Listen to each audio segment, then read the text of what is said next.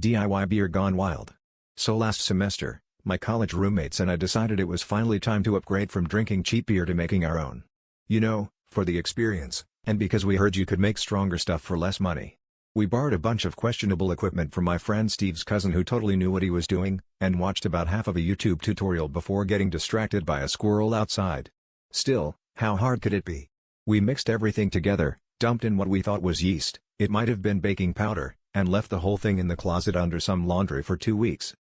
When we finally cracked open the first bottle, the cap shot across the room and embedded itself in the drywall.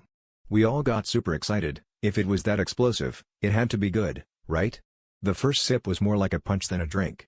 My friend Dave insisted it was just robust, but his eyebrows started sweating immediately.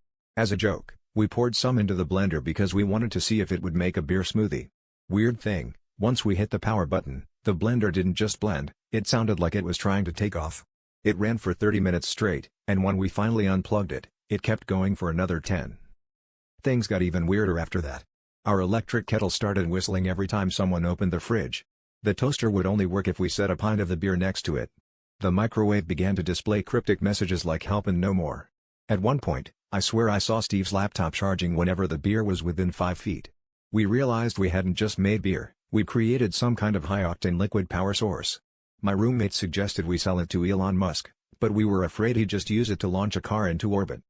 Anyway, we ended up pouring the rest down the drain, but now the garbage disposal hums Eye of the Tiger every time we use it. The good news is, after all this, we finally found a way to toast to our success, literally, because the toaster still won't work unless you give it a drink first.